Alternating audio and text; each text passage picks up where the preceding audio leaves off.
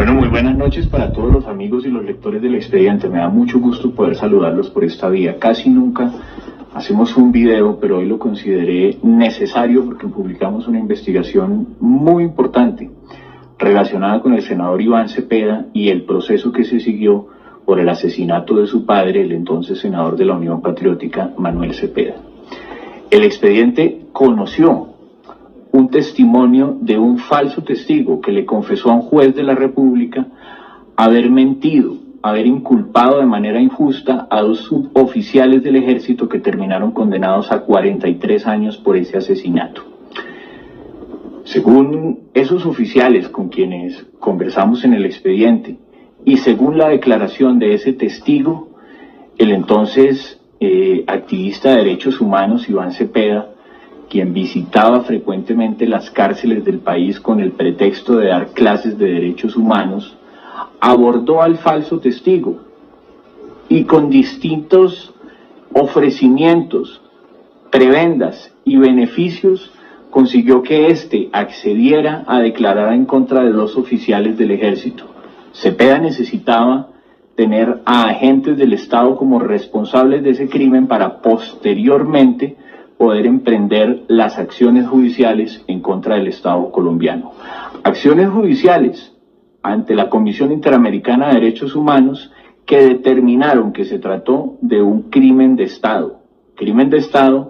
por el que el gobierno nacional, a través del entonces ministro del Interior, Germán Vargas Lleras, ofreció disculpas al senador Cepeda y a su familia, y crimen de Estado por el que el senador recibió una indemnización cercana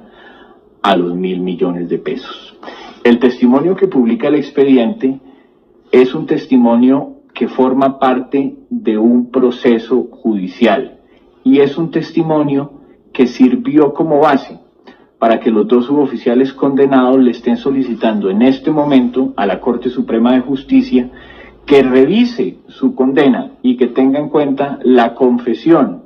de esa persona que dice que se prestó para mentir por solicitud de Iván Cepeda Castro. En el expediente también publicamos una comunicación interna de la Corte Suprema de Justicia el pasado 17 de noviembre en la que la secretaria de la Sala Penal de la Corte le solicita a la Sala de Casación Penal que comiencen a darle trámite a esa investigación y que se atienda la solicitud que presenta el abogado de los dos suboficiales que están solicitando la revisión de su condena. También podemos informar que esta investigación terminará en una denuncia penal ante la Fiscalía General de la Nación que presentará el periodista Ervin Hoyos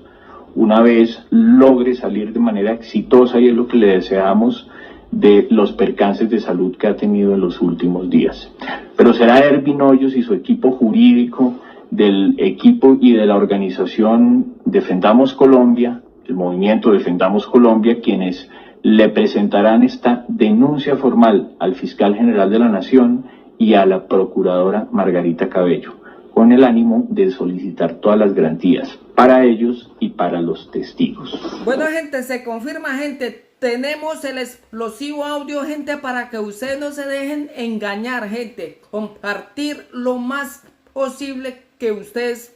puedan para que se den de cuenta cómo Iván Cepeda, este criminal, guerrillero, asesino, terrorista de las FARC, mandó asesinar a su propio papá. Gente, después de asesinarlo, buscó responsable de la fuerza pública, pagó a falsos testigos para que declararan en contra de militares y condenar, gente, a la fuerza pública por el asesinato de su propio papá. Gente, fue Iván Cepeda el que planeó el asesinato de su propio papá. Esta rata, recordemos, Manuel Cepeda, era un miembro del grupo terrorista de las FARC. Este lo asesinó las mismas FARC,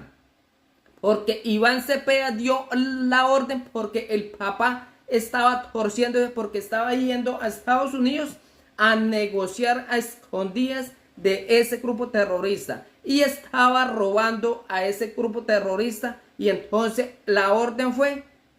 liquidarlo. Iván Cepeda dio la orden de asesinar a su propio papá. Recordemos, la Unión Patriótica era un grupo terrorista de las mismas FARC, y hoy revelan acá el explosivo audio donde el propio Iván Cepeda creó ese proceso falso, gente, para encubrir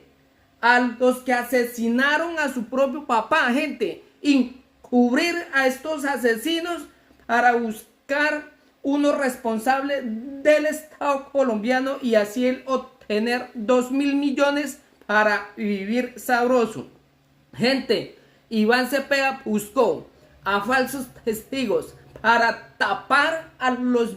verdaderos asesinos de las FARC, a taparlos, guardarlos, refugiarlos y buscar a militares para culparlos del asesinato de su propio papá. O sea, desviar la investigación para que él no fuera capturado por el homicidio de su propio papá, el defensor de derechos humanos. Esta rata, defensor de derechos humanos, desvió la investigación y culpó a militares inocentes, pagándole a otros 100 millones para que declararan falsamente en contra de militares inocentes. Iván Cepeda armó un proceso falso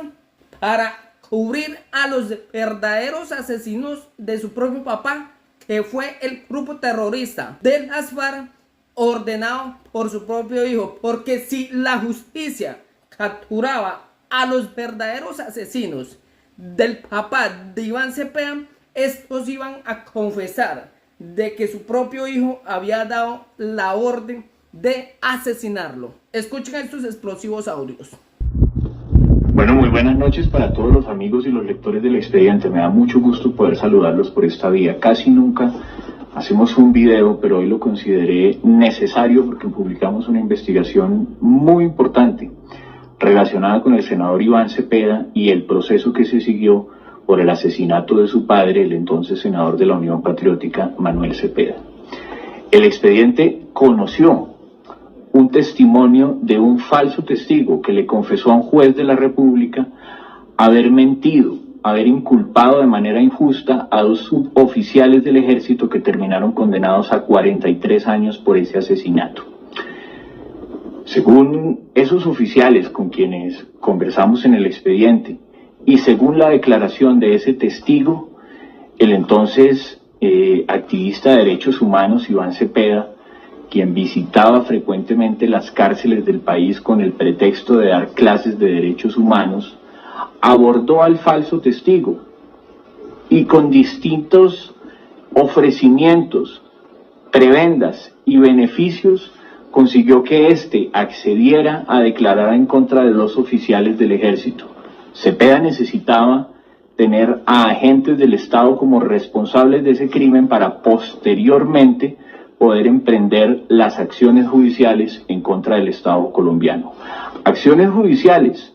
ante la Comisión Interamericana de Derechos Humanos que determinaron que se trató de un crimen de Estado por el que el gobierno nacional, a través del entonces ministro del Interior Germán Vargas Lleras, ofreció disculpas al senador Cepeda y a su familia, y crimen de Estado por el que el senador recibió una indemnización cercana a los 1.000 millones de pesos. El testimonio que publica el expediente es un testimonio que forma parte de un proceso judicial y es un testimonio que sirvió como base para que los 2 suboficiales condenados le estén solicitando en este momento a la Corte Suprema de Justicia que revise su condena y que tenga en cuenta la confesión de esa persona que dice que se prestó para mentir por solicitud de Iván Cepeda Castro. En el expediente también publicamos una comunicación interna de la Corte Suprema de Justicia el pasado 17 de noviembre, en la que la secretaria de la Sala Penal de la Corte le solicita a la Sala de Casación Penal que comiencen a darle trámite a esa investigación y que se atienda la solicitud que presenta el abogado de los 2 suboficiales que están solicitando la revisión de su condena.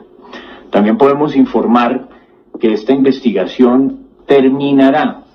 en una denuncia penal ante la Fiscalía General de la Nación que presentará el periodista Ervin Hoyos una vez logre salir de manera exitosa, y es lo que le deseamos, de los percances de salud que ha tenido en los últimos días. Pero será Ervin Hoyos y su equipo jurídico del equipo y de la organización Defendamos Colombia, el movimiento Defendamos Colombia, quienes le presentarán esta denuncia formal al fiscal general de la Nación y a la procuradora Margarita Cabello, con el ánimo de solicitar todas las garantías para ellos y para los testigos.